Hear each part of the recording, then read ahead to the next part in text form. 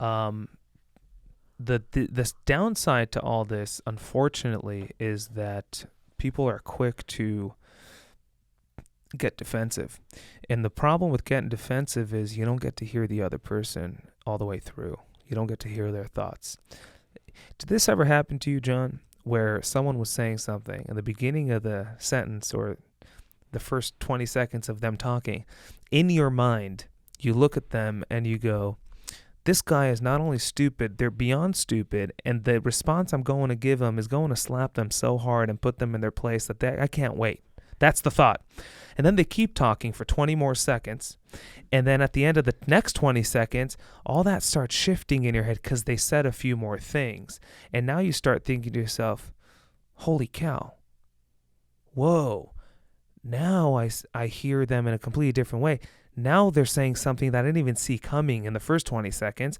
And by the time they're done with the third 20 seconds, you're sitting there going, holy cow, I never saw the world this way and I never thought about this. That ever happened to you? I exaggerated, right? A little. I mean, the first part to the last part where someone says something, let's say unexpected, hopefully unexpected, because now I think they're an idiot. I am quick to think that people are stupid from time to time. Now, I realize that is, not appropriate almost in any context. So I try not to judge a person generally, but even if I were, I don't then go to my response is what I'm going to, I can't wait to respond to this person, put them in their place. I exaggerated. I fully skip that part and go instead to You don't do that too?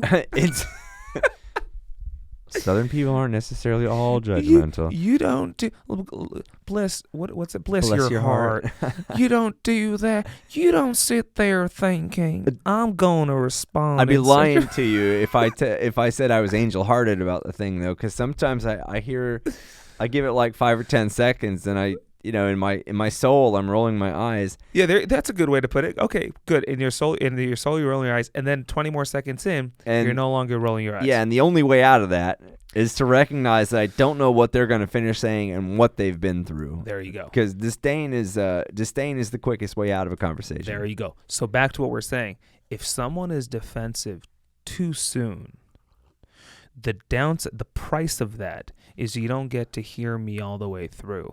And if you don't get to hear me all the way through, really, you don't have what to shut down because you haven't heard what I have to say. Well, if your goal is to shut someone down, then yeah, that's the huge problem you'd run into is you don't give someone to shut. Exactly. Right. So that's the thing. The downside of all this is we live in a society where you start talking, someone hears something. If someone hears you say that, and by the way, we're talking about the men and women, male-female pay gap, right?